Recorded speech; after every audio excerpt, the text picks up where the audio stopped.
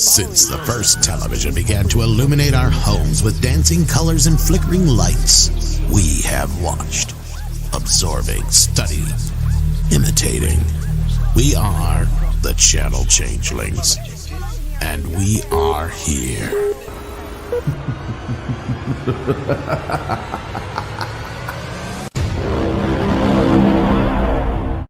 Hello, everyone, and welcome to Channel Changelings. I am Greg of FanZcene, and with me today is Dan and, of course, John Fallon from The Arrow in the Head from Joe Blow Horror.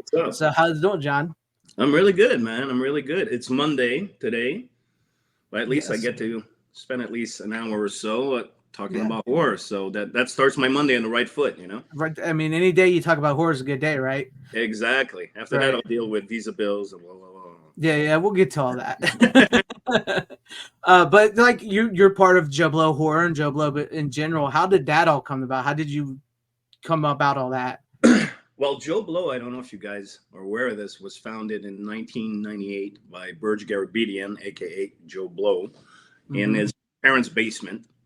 And he just started it for fun because he's just a movie geek and he didn't like the way like mainstream critics would review movies. So, for example, Armageddon was a huge example because all the mainstream critics shit on it, but audiences loved it. Yeah. So it's like, I want to create something for audiences. And he wanted to be a screenwriter at the time. And long story short, it picked up. And then in the year 2000, I was a working actor at the time, screenwriter, and huge horror fan, obviously. And Burge sent me an email for shits and giggles. Like, hey, man, you know about the horror stuff. You know how to write. You want to start something, a sub-site on Joe Blow? And I still have the email. One day I'll frame it, put it up on the wall. And I said, yeah, sure. Let's call it Arrow in the Head and don't censor me and I'll do it. But really, I didn't think, am I allowed to swear on this show? Yeah. Do it. All right. I didn't think shit about it. I didn't think anybody would care. It's just for fun. But then like within 3 months, it picked up. Yeah. And I kind of started to know I was like hitting a nerve because, I would review all the movies at the time and I was pretty harsh and in the name of comedic effect. But I was, Sam Kinison, Howard Stern, Andrew Dice Clay, Eddie Murphy were all inspirations. I was like, I'm going to write about horror, but I want to be out of line. I want to stuff like that. But then filmmakers would start emailing me, hey, asshole. Hey, asshole, you just called me that. And I'm like, oh, man, I'm onto something. And here we are 24 years later, still going. So that's the short version of it. Yeah. That's incredible. I love hearing that. I love hearing it because I'm a huge horror fan myself. And, sometimes you got to not have that filter, right? I mean, we are passionate people. We love what we love. We know what we like to see. And be unfiltered. And like when you're talking about horror movies and stuff, it has to flow. It has to flow. So, well, like I said, I mean, obviously society has changed considerably since. Yeah. So, but in those days, I feel like an old man. In those days, the year 2000, nobody really gave a shit about, colorful language or being politically incorrect. It was actually comedy is rooted in political incorrectness. Yes. So society has changed, but for that time it worked. And then, I had to I learned a lot because I never studied writing reviews or doing that kind of job. So I learned on the job. Okay, I can't be calling people a cocksmoker. I can't do that in my reviews. All right, so I will not do that no more. And also, I was at the same time being an actor, at the same time in the film industry. Oh, I'm in X and X's movie as an actor, but then I X and X review his movie negatively. That carries a negative impact. Yeah, and I did not know that. I didn't think people were that sensitive, but they are. But that's okay. It happens, right? It happens. Exactly. So, what is some of the best horror movies that you first started out with that you really got you gain that traction for you? Oh, that's an easy one. The Evil Dead, the original Sam Raimi film, popped my cherry. Yes. I was not allowed to watch horror movies in my house, and the first Evil Dead I saw it, ironically enough, in a cabin in the woods with my friend and his mom. I was there for a sleepover for the weekend. And we're going to watch Evil Dead. And, I'd never really seen a horror movie, like a real horror movie. I'd seen maybe Dracula by, with Lugosi. Yeah. And it scared the living bejesus out of me. I was so scared, and I was young, obviously. Yeah. So I wound up sleeping on the floor of my friend's bedroom because I was too scared to sleep in the cabin by myself. So that ignited my love for horror. And then when I got back home, the second horror movie that became taboo, if you will. So of course I wanted to see it. Was Nightmare on Elm Street in 1984. Of course. And I was hearing about it, the phone with the tongue and the bed, and I got to see it, but my parents wouldn't let me. But I went. I got babysat by my aunt, and she was a big horror fan, so she put it on and scared again the living bejesus out of me. But then I was hooked. Yeah. And it just kept going and going, and it's really when I hit film school and I got exposed to like different types of films, like foreign films, like Italian horror films, like Giallo, Argento, and stuff like that. So yeah, that's pretty much the beginning of it. Yeah. Yeah, I mean, I've often thought about that myself. Like, what is the first horror movie I've seen? And thank God for like friends and aunts and uncles who, who are your parents. But it's like it was always sort of like around at my house. I was like, I watched the Universal monster movies, huge monster kid. I watched all that. I love the Nightmare on Elm Street movies. That's probably my favorite slasher. Well, I don't know if I wouldn't call it a slasher maybe, but like my favorite franchise of the big three.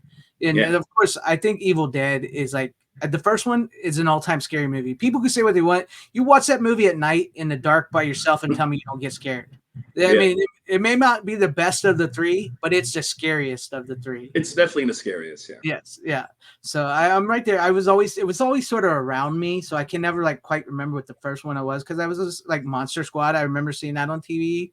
Loving that. I remember seeing Evil Dead. I remember seeing Nightmare on Elm Street, Jason, all that. So it was sort of all there at all times. And just like you said, it just like once you see it, you get hooked instantly. Yeah. Yeah. So yeah, there's two types of people in the world. People that are gonna like, oh, I got scared shitless.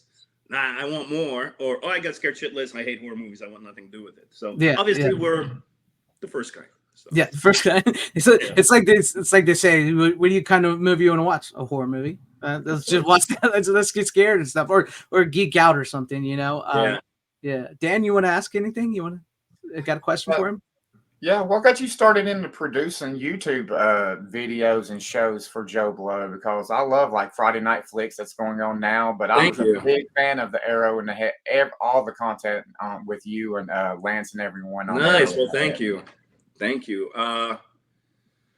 It's just the way things graduate. Again, Burge Garabedian and Joe Blow, he's kind of, I have to commend him because he's like the captain of the ship. I'm like the second in command, but he's always been ahead of the game. Sometimes too ahead of the game where things tank.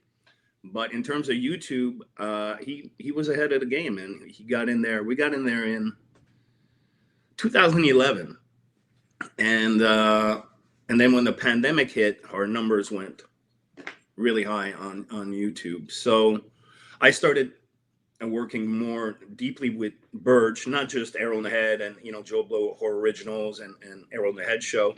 I started working more deeply within the entire company, and what we realized that a lot of the skills that I developed through the film industry, so like producing, writing, managing a team, shooting, lighting, fluffing. That's a joke. Was bring in the fluffer. Here I go again. Came very useful for YouTube. So because they're kind of like little TV productions, if you will, at this point. So so I put my skills there, and I work with a great team on Joe Blow Horror Originals, Joe Blow Originals, and Arrow in the Head show got paused, but we'll see what the future holds on that. And I'm director of operations now. It's a big fancy word, but I kind of like oversee a lot of stuff, and I also learn a lot just working with Burge about business because I've always been more of a creative. So now I'm learning about Excel sheets and all the good business stuff, right? Exactly, but it's good. No, it's good. Yeah, that's good. I mean, that's what I'm sort of trying myself here on my, on my channel. I have, I'm trying to build it up, be like you guys, and just talk movies and stuff because I'm a huge horror fan, physical media guy, and all that, and I love hearing all that stuff. I love talking about it and trying to figure out what other people like and what they don't like, and just having good conversations about it. I mean, that's what we're here for, right? Yeah, definitely. Actually, Dan, what's your first horror movie? I gotta ask. Yeah. I can tell you it's always been around, but the first one that hit me hard, I was about 5 years old and saw Sleepaway Camp. Oh, that'll do it. I had so many questions as a kid that young to my mom when I walked back in there, and then she realized what I was watching. And so after that, you know, she kind of screened the horror a little bit better than that. I didn't get to see Evil Dead till I was around 8 or 9 by then, but still kind of early. Yeah.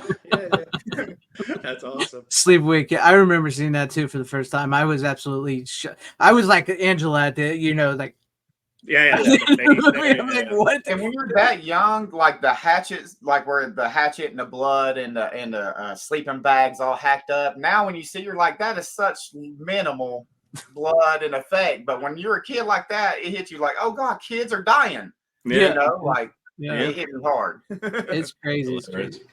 I mean, because I remember like once you see like Jason and, you know, the Friday, the Nightmare on Elm Street movies. I mean, there you go, Friday the 13th movies. I said, thank you. When you see the Friday the 13th movies, then you want to see more camp horror, and then you lead yourself to Sleepaway Camp. That's when that gets you. And I always like the sequels. Yeah, surprise. I always thought the sequels were like funny, campy, just weird, out of the box. Like, what?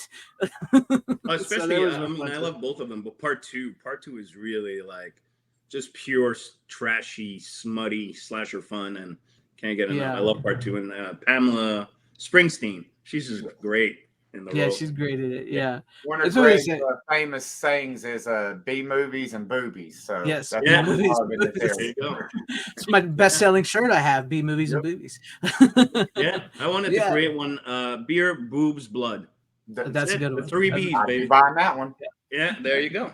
No sell, man. Let me tell you, because like I made that, I put that on a T-shirt, put it in like the monster font and B movies and boobies. Best selling shirt I got. Just who would have thought? But no, that's a good time. I mean, that's what you get when you get a beer, you get a pizza, you get a horror movie, and you get to just have fun. And sometimes you see stuff like Sleepaway Camp that just takes your mind away and like blows it. And other times you see movies like, you know, a Full Moon movie, which I absolutely love. Full Moon movies that just give you a good laugh, and like that was cool.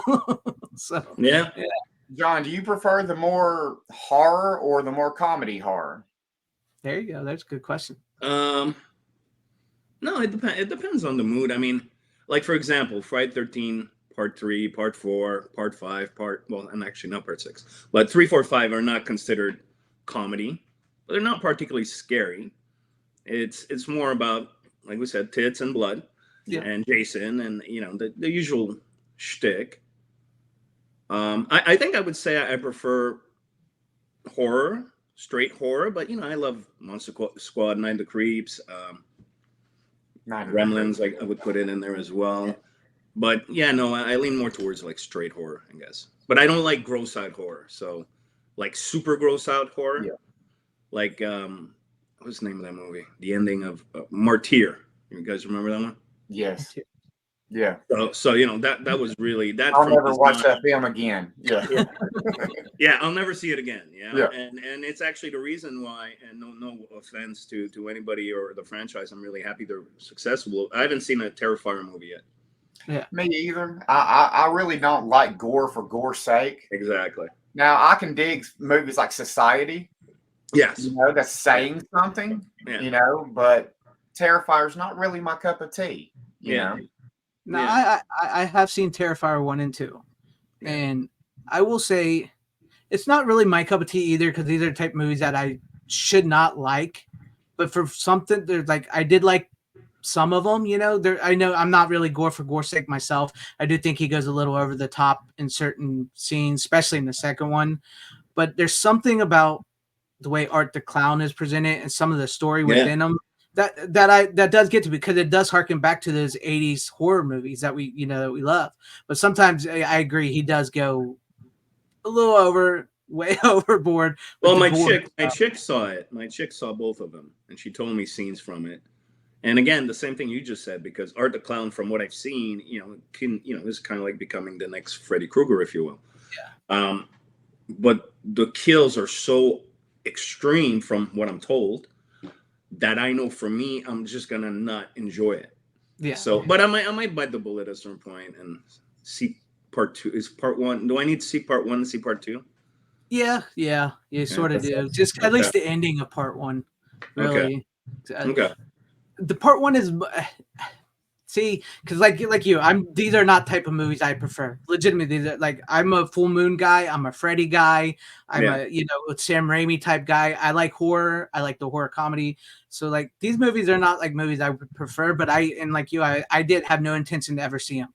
And then somebody talked me into them, and I bought them because I buy physical media. So I bought them, and I was like, okay, I'll give them a watch. The first one is like a grindhouse movie. There's really only like one real severe kill in the first movie, and I think you know what scene that is with Catherine Corcoran, her character. And that goes a little overboard, but I've seen stuff like that before. And then so the first one's a little grindhouse, so it's like okay. And then the second one is much more like an 80s. Like the beginning of the movie starts off like you think you're watching a Nightmare on Elm Street movie. It feels like part 3, like with the girl, she's in her bedroom, she's making her Halloween costume. It's like you're watching part 3, Nightmare on Elm Street, where she's building the house. So, like it has those aspects of the movie, but then like when he gets to certain parts, like with the gross out with like the shit. Like, because he shits and he like the stuff like that. Oh, you mean shit like excrement? Shit? Actually, shit. Okay, shit. well, you're not selling me, bro. Yeah, I know. That's what I'm saying. So I completely get people that do not like these movies. Okay, I didn't know there was a fucking. Isn't there like he likes shit. People have that kink. What is it? Yeah, that stuff. Like, when I see stuff like that, I'm just like, I'm like, no, I don't like that stuff. Okay, but I don't like that. So I will say that that's but the hard thing. He is becoming iconic. I mean, he's that Spirit Halloween honking that little boop boop. Yeah, I think if they would have stuck it to like art and like a horror slasher type thing without, because I know Damien Leone, he's a special effects guy. So what he's really doing is he's just showing off his skills. That's what he's doing. And if he would have just like stuck to like a basic slasher and tried to bring something a little newer, I think maybe more fans like us would latch onto that a little more. But you can't deny it's build up an audience, and they're doing fantastic. Yeah. So what do I know? Yeah. That's all. Yeah. Like I said, I've always been more of a B movies and boobies type guy. So that's what I'm saying.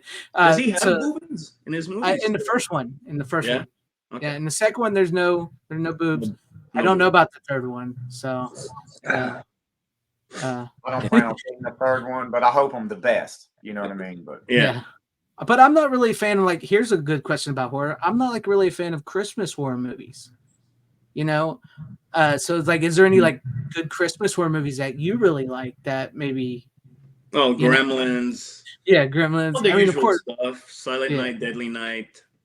The first one. That's a pretty mean movie actually as well.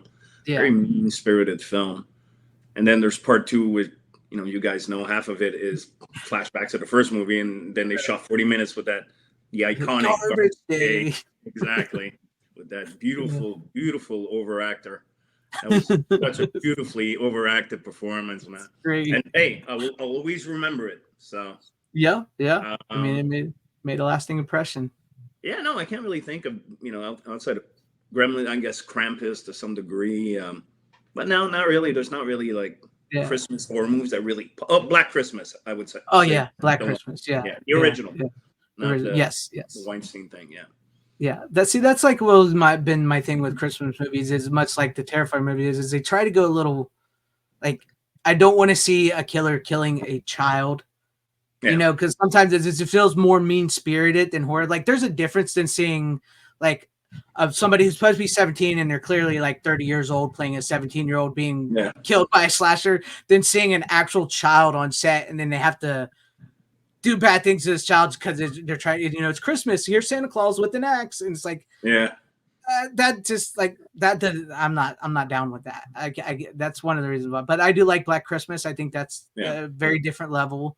That inspired Halloween and so many other movies. So. Yeah, the Tales from the Crypt. What is it? The first episode, maybe? Oh yeah, that one. That one's good. With the Santa Claus. Yeah. Right. Yeah. I remember him on the cover of Fango. Yeah. The Santa Claus. He actually played. What's his name? Dr. Giggles. The Santa Claus in Larry Dr. Drake. Giggles. Larry Drake. Yes. He plays Dr. That's a slasher franchise that should have continued. Yeah, I wish they would have made that. I love that movie. It is so good. Yeah. So good. Yeah, me too. I would have loved to seen like a Dr. Giggles dentist team up. That would have been like great. I think that would have been. Somebody does that, it came from here first. We need yes, some payment. Yep, So, yep. That's a great idea. I mean, Corbin Burnson and him were both on LA Law. I mean, they had that, so they could have just did it together. That would have been an insane movie. Could you imagine? Talk about Freddy vs. Jason. No, Dr. Giggles and the dentist. Who's crazier? I don't know. They're both pretty out there, man. Yeah. So there you go. There's a good question. What's some of your favorite straight to video from like that time frame? Not with the big slashers or the big horror movies, but like the straight to video era of type movies. Well, most of the movies, the horror movies I mostly discovered on video because I was too young to see them in the cinemas because it was like 18 and over and stuff like that. I do miss, an aside quickly before I answer your question, I do miss the days of going to a video store and walking in the horror section and just going by there was no like internet really, just going by the box. That looks pretty cool. So for example, now I just had a flashback of my childhood. There was a movie called The Dead Pit. Oh yeah. Directed by Brett Leonard, who did Long Arm Man. It's a zombie movie, and the cover was like out, like a cartoon, and you press the button, and the zombie's eyes went green. Yes. So that was a movie you remember? You know what I'm talking about? Yes. You're talking about, yeah. So that was actually a pretty good movie. Well, I haven't seen it since then, but it was a pretty good movie. So Dead Pit is one I discovered. Critters I discovered, in the VHS store because it was kind of like a knockoff of Gremlins. Yeah. And Munchies. I think I remember seeing Munchies like Gremlins. Yeah, Munchies. Yeah, Ghoulies. Ghoulies 2, Ghoulies 3. Ghoulies. I never saw 4. I never saw 4, but I'm trying to think of something really out there. I mean, I Spit on Your Grave because of the cover of that chick's ass and the knife. Yeah. All right, I gotta watch it now. Actually, I got one more to put out there, and I don't know if you guys seen it or not, but it's probably one of the weirdest movies I've ever seen. But the cover was iconic, 80s iconic. I'll always remember it. It was called Extra.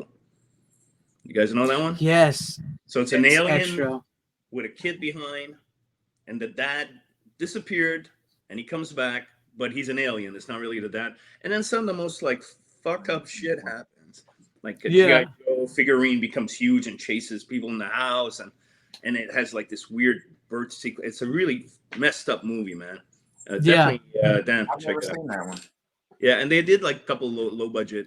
Well, the first was low budget, but the first was a weird, nasty, experimental, artsy, even to some degree, film. And then they did 2 trying to be like Aliens or something like that. So they didn't really work. I think they did 2 sequels. But the first one is definitely something to behold. You're kind of okay, how the fuck that got made? Yeah. But I enjoy it. Yeah. Yeah, it's one of those weird out there fun movies to watch. It really is. It is. I think that might be out of print if I remember. I'm not sure. Scream Factory put it back out at a certain point. Yeah. Maybe. Don't quote me. Yeah, that's what I'm saying. I want to say that it's out, but maybe not out. I can't. Well, after I'm gonna go check it out because I'm gonna order it if I don't have it. So, but much like I do miss that video store experience. And it's I saw that it's not horror, but the Deadpool and Wolverine movie is out now to rent for $24.99. Yeah. Yes, I know that's going to go into $5 in a couple months. I know it's going to do. You think back to the video stores, we had all that at the palm of our hands. Brand new movies, 5 months. Yeah, we had to wait a little longer than we do now. But now we're getting to 20. Who's going to pay? I can just wait a couple more weeks and it's going to be on Blu-ray and you can just pay $24 for the Blu-ray. Exactly. Instead of renting it and then it's only here for 2 days. So exactly. Oh, look at that dog. Adorable. Nice. This is how I watch movies. I go in my collection. That's it. I don't really watch Netflix. I don't really. I mean, I do go to movies, now and again. But it's rare there's something really that excites. Like Deadpool, Wolverine was one of the best time I had at the movie. to be honest, in a long time. It's hilarious. Yeah. Now I stick more 80s, 90s. I also love action films. Like I'm huge on action. So 80s, Chuck Norris, Schwarzenegger, Stallone, all those. Steven Seagal. I've been having like a early Steven Seagal kind of like jonesing. Like, okay, I gotta rewatch Marked for Death, Out for Justice. Yes. Yeah. So I keep going back. When they first came out, they were just great. I mean, they were so gritty and just they were like exploitation movies with a white guy. Yeah. You know, those old like Fred Williamson movies and stuff like that, or Shaft, Richard Roundtree. But no, it's a white guy who runs funny. But Above the Law, Hard to Kill is not great, but it's still funny. Marked for Death, you see, he agrees. Justice. And recently, actually, we're going to do on Joe Blow horror originals because I figured there's enough horror elements to get away with it. But the Glimmer Man. Oh, yeah. Which is not a great film, but it's a very entertaining one. Mm-hmm. And it's a very, I find it very funny. Yeah, very funny movie. That's what I love about Joe Blow is because a lot of the movies, they don't have to be great, but they're entertaining, and you will celebrate how entertaining they are. Yes. Well, yeah, not everything has to be, a dissection of the human spirit or, sometimes it's just, it's Steven Seagal wearing a muumuu and with his beads and, and I think it's Damon Wayne, and you're talking about the crushed deer penis powder to give you potency, and I'm like, hey, man, it's not Remains of the Day, but I'm entertained. Yeah. I mean, one of the funnest experiences I had was watching Under Siege in the theaters, man. Yeah. That was just like, that's one of his best. I love Marked for Death and Out for Justice. I love those movies. But like when you see Under Siege, that was like peak Seagal. That is when he peaked. Yeah, that is when he peaked. Carte Blanche, and he did On Deadly Ground, which is easily one of the most like so bad it's good like action movies ever made, man. Oh yeah. What's that? What do you say before I move on to something else? Whatever. On Deadly Ground has the best, and Steven Seagal wrote it. Monologue where the bad guy's talking about the good guy and how scared he is of him. So and the bad guy was the guy from Full Metal Jacket, Arlie Hermy. Oh yeah. See? Yeah. And he's the bad guy. You go watch that after this show. Arlie Hermy, On Deadly Ground speech, and he's talking about how much of a badass Steven Seagal is. No, you don't understand, boy. You drop this man desert island naked with toothbrush up his ass, he'll show up in Mexico with a bunch of peso or some shit. It's so funny. It's so funny. What's what he did? What they called Fire Down Below as well? Yeah. Yes. Yeah, that was quite funny with Chris, the late Chris Christopherson. Yeah. Yeah. You love it. I mean, I'm a huge fan of those movies too. Jean-Claude Van Damme, Steven Seagal. I just picked up the Invasion USA from Vinegar Syndrome on 4K. Freaking amazing movie. I love that. Chuck Norris. I mean, you gotta love it, right? Yeah. So those are all time. Oh, he's like Jason Voorhees in that movie, right? He just shows up being fucks people up, and then at the end of Invasion USA, he just shows up being behind the villain, who's like the bad guy from Bad Dreams. Yeah. And he just says, "It's time." Yeah, it's time to die. And he's shoots him out with a rocket launcher. I'm like, come on, dude. That's awesome, man. Well, speaking of the one he did is like a slasher film. I can't think of the name right now. The one with Chuck Norris. It's like a slasher film. He fights Michael Myers, basically. Yeah. That's a good one too. That's a good watch. Final Rage, by the way. Yes. There we go. That's a good one to watch. Yes. Sleep the night. I have to watch Malicious too. I'll put that on my list to watch. Thank you. Yes. Thank you. I mean, Greg only watches physical media, so he'll have to wait. Pretty much, Well, it's not on DVD. Streamer either. I don't even have Netflix. It's on Tubi and Amazon right now. Malicious, and it is on DVD in North America. And they didn't. I almost didn't make it on DVD because the distributor didn't want to put out DVD. And I told them, okay, don't put one out, then I'll put one on my own. And then they said, oh, okay, we'll put one out then. So I'm like, okay, fine. There you go, put one out. So I'm like, I can't create something and not have anything tangible to prove I created it. You put it on streamers like on Tubi, like you said, you never heard of it. Yeah. because Tubi, buys a bunch of movies and then they get all pushed down. Did you lose me? What happened? Your camera went. I don't know what happened. Yeah. What are your favorite films to watch on Halloween night? Are you do you watch the Halloween films on Halloween night, or do you pick something just what you're feeling that year? My I have one consistent go-to, and that's Trick or Treat 1986, Sammy Kerr. Yes. So that, with a fantastic score. Well, not score, Right. but music by Fastway. So that's my go-to. So every Halloween I watch that one, and then the rest it kind of fluctuates. So like this year I'm doing Trick or Treat 86, Night of the Creeps. What was the other one? The Gate. Yeah, I have a fondness for The Gate. I love The Gate. The Gate. What about you guys?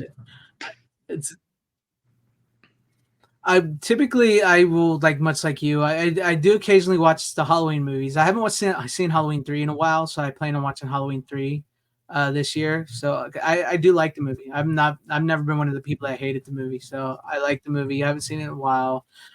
Of course, I think I'm going to be watching the Trick or Treat 2000s one because it's getting a new release. It's getting a new Blu-ray on 4K. So I'm looking forward to seeing that. And they don't come out till the 29th.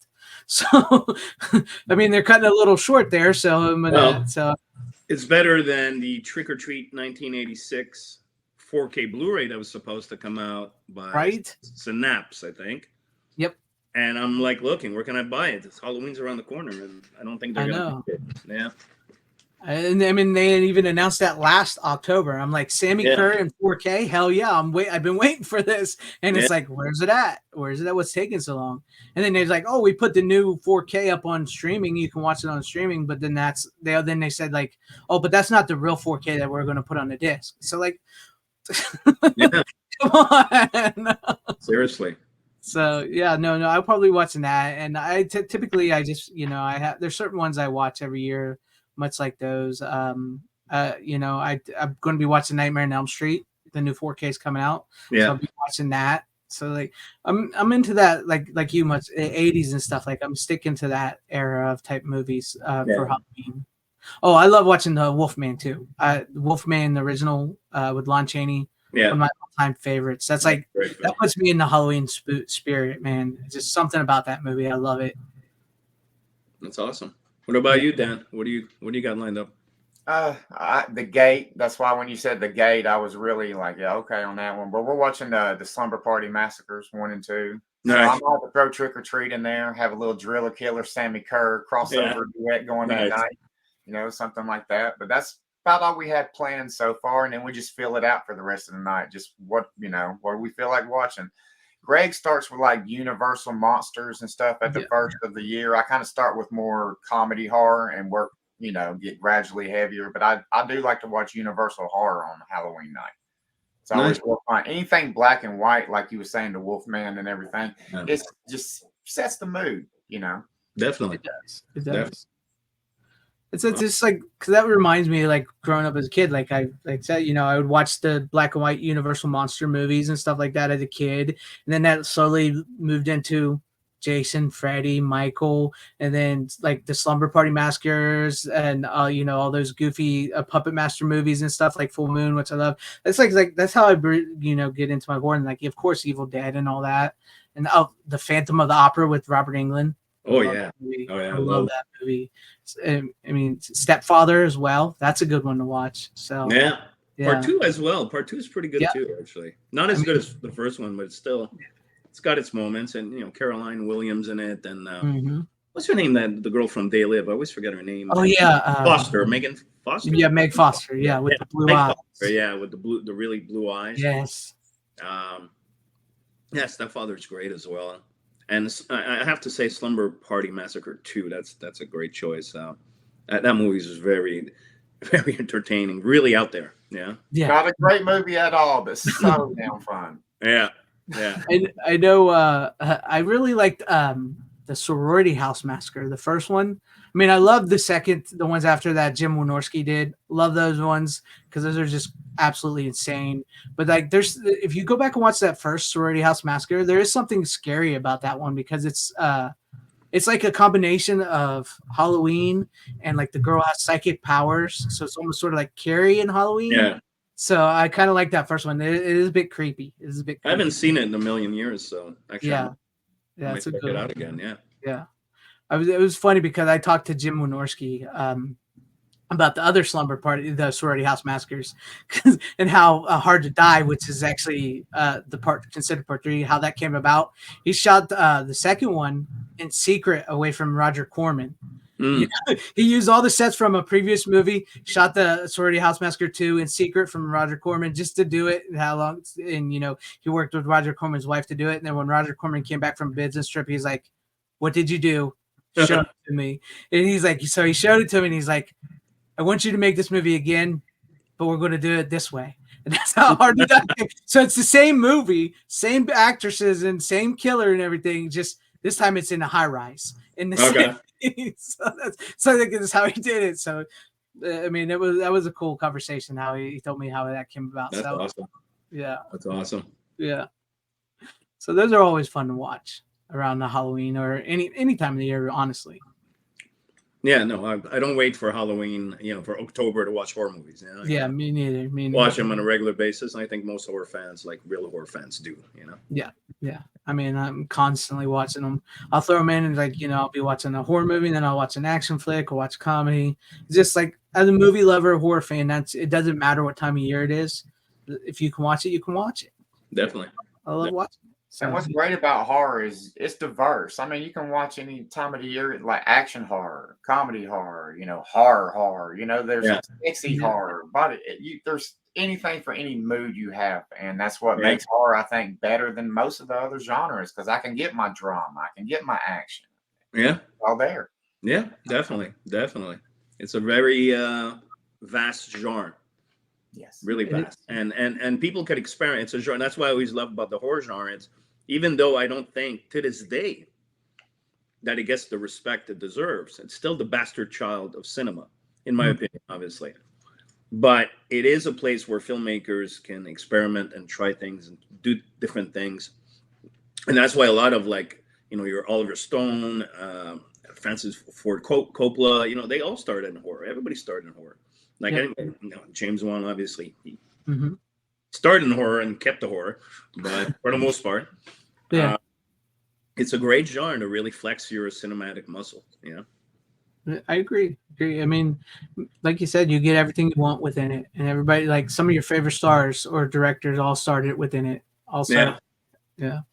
So, and it's always fun to hear like behind the scenes stories as well too, from like how they pulled off so many of that creative stuff, because we don't see a lot of that creative stuff that much. I mean, we do, but like the practical effects of the day, like low budget, trying to figure something out, almost killing each other to figure it out. So I have so much respect for all that when I see it. I think that's why they hold up so well in today's day and age for so many of us. Yeah, but also because that's one thing I do like about what I hear about the Terrifier franchise. Everything is practical. When everything is practical and tangible, it just feels more real, more present. And even the Gate, for example, it's all stop motion. Yeah. But I'll take that over CGI any day of the week. 100%. 100%. And there's a charm to stop motion to where after so many years, the digital effects, they just look horrible and pull you out of it. Like I love House on Haunted Hill, but when you get to that third act there and all the, spirits start coming out with the little black, it just pulls me right out the film then. And I can stop it now. But I can watch The Gate over and over again, or Sinbad and all that Harryhausen and everything. I love that charm to those. They hold up. And even the younger kids, when you show it to them, they just, light up watching that stuff. It's like watching their action figures move. Yeah, that's a great analogy, actually. Watching your action figures move. Nice. Yeah. Well, The Gate is today on Joe Blow Horror Original. Yeah, that's what I was just going to ask you about, because I know you guys were just talking about that gateway horror. And Gate is a great gateway horror for kids and stuff like that. So, So what are some gateway horrors you would recommend? Oh, definitely The Gate. I mean, everybody else say Poltergeist. Poltergeist is fantastic, but I really have a soft spot for The Gate. Actually, the reason we covered it is, I told Lance, who runs the channel, I want the gate, do the gate. So, they made the gate. The Gate, Poltergeist, Gremlins. Although for some reason I do consider Gremlins more of a Christmas movie than a Halloween movie, but that's just me. I think that's Little Monsters. I mean, we talked about it on that live stream, but I was never a big fan of Little Monster. I think it's okay, but I never really did much for me. I think that's it, top of my head. The Gate. How about The Gate? Yeah. I'm a big Gate fan. Too bad part 2 sucks ass, though. I do hate him as much as most people, but no, it's not as good as the first movie at all. It sucks. Well, I haven't seen it in a long time, but I was completely disappointed when I saw it. Yeah.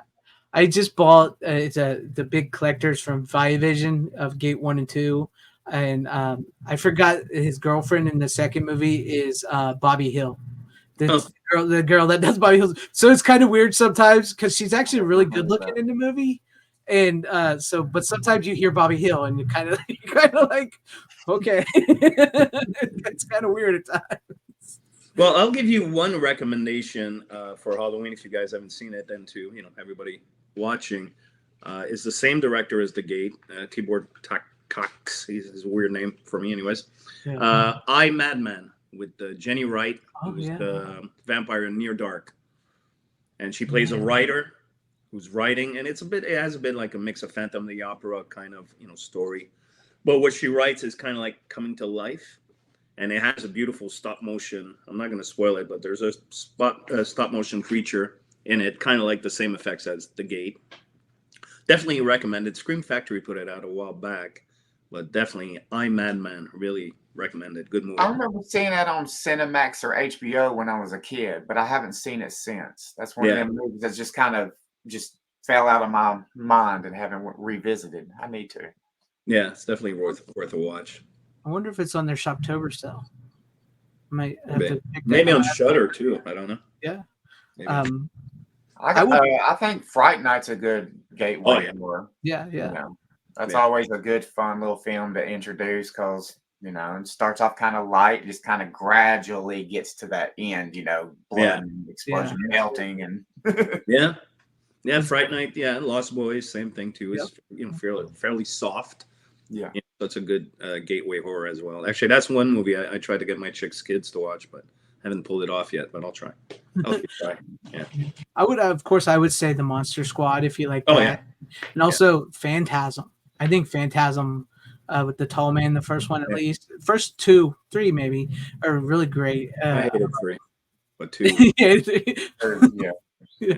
The first one, it just can't be topped. That first one is so good. I really don't like any of them past 2. Like, that's just where I kind of end. When I pull them out, I just pull out those 2 and watch. Yeah, no, I'm pretty much the same way. Although I remember, maybe because 3 was so bad, I remember appreciating 4. But don't ask me one scene from it. Yeah. Of course, and Beastmaster as well. Beastmaster, Bubba Hotep. Yes, Bubba Hotep is great. Yeah. And John, a movie I've actually watched because of you is Barfly. Nice. To all my friends. Yes, because of that right there, I was like, what is that from? And then I found it and watched the film and was not expecting that type of grittiness and realism. Yeah. That was a really good movie. Yeah, really, really good movie. Hard, but I guess. Yeah. Well, he drinks a lot, He drinks a lot. Yeah. Barbara Schroeder directed that with Faye Dunaway and Mickey Rourke, of course. Well, I'm happy you checked it out, man. It's a great. Oh, my friends, I missed that from the Arrow on the Head show. Yep. I'm waiting for that show to come back. I don't know if there's a reason for the hiatus, but if you can bring it back, I was always watching. That's awesome. Yeah, there's a lot of stuff that came into play on that. I mean, I don't know if you guys know we're doing Lance and Arrow, or Arrow and Lance, or Lance and Arrow at the movies now, but that's once a month. We're actually recording our next episode, which will come out around Halloween. And we're doing and I'm not going to talk about it here because I'm going to keep it for the show, but we're going to talk about the Crow remake that came out that nobody saw. Yeah, so we're going to be talking about that. Yeah, that'll be an interesting sit down. I wanted to see The Substance, but all the theaters are closed in our area now, so I never got to see The Substance. But I've heard good things about that. But Yeah, I wanted to see it too. Yeah, I want to see it. I mean, speaking of B movies and boobies, I hear you get to see some. Yeah, which is honestly, it's pretty rare in new movies nowadays. So, yeah. I hear it's because it's funny because it didn't come out around where I live, but my friend, well, not my friend, one of my staff members saw it, and I'm like, dude, is there a lot of nudity? Because I have kids, I wanted to bring the kids.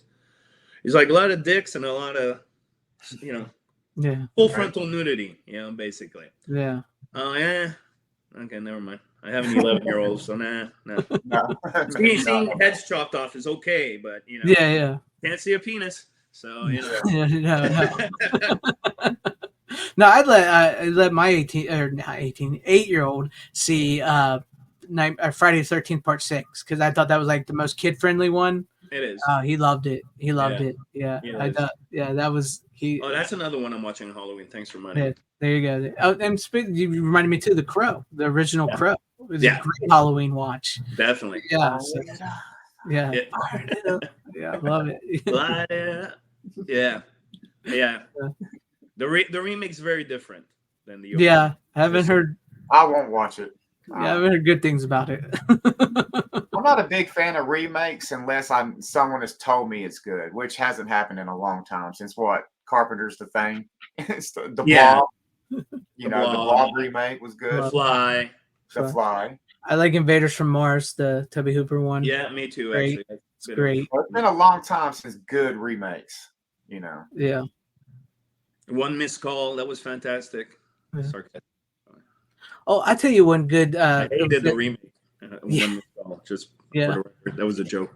Yeah. I have it somewhere. Both of them. The remake's probably a coaster somewhere. Yeah, seriously, it should be. Yeah, that was horrible. I don't know how you guys feel about this one, but it is a 2000s remake, which I thought was actually done decently. With The Crazies, with Timothy Olyphant, I thought that was decent. I thought it was a decent remake. It's not the Romero's The Crazies, but I thought it was a decent remake. I can respect the Oz remake a little bit with Alexander Aja or whatever, however you say his name. Yeah, I respect that. It was pretty brutal. That was a pretty brutal remake. That was actually better than the original. Yeah, I thought The Hills Have Eyes because it's very dated. Like Last House on the Left as well actually had a remake, which I think I enjoyed more than the original because the original is very dated. I find. Yeah. But Hills Have Eyes, that was a rough. Aja usually doesn't go soft, so that was a rough ride, man. Yeah, it was a rough ride. Yeah. It's insane. But yeah, that's good time talking movies and everything. There's not a lot of there's not a lot of good remakes lately though. No, not really. I can't think of when's the last one. Well, The Crow. You'll see on the episode. I look forward to see that. I'll be watching to see. Yeah. Well, awesome, boys. I actually have to go to work. Okay. So, it's been great talking to you. It was really great talking to you guys. Thank you for having me. Happy Halloween. If I don't see you in the comments, down the road, enjoy. I didn't just give you the finger, by the way. I literally had to press myself, so I'm sorry. I'm good. It's all good. I do that to Lance all the time. I'm like, hey, but now. Lance does it to you quite a bit too. Yeah. We do that a lot. So again, happy Halloween and happy Halloween to everybody watching, and thank you for having me. Thank you. Yes. Thank you for being here. It was a great conversation, and thank you everybody out there for watching. And once again, happy Halloween. We'll talk to you guys later. Later, guys. Bye. See you. We are the Channel Changelings, and we are here.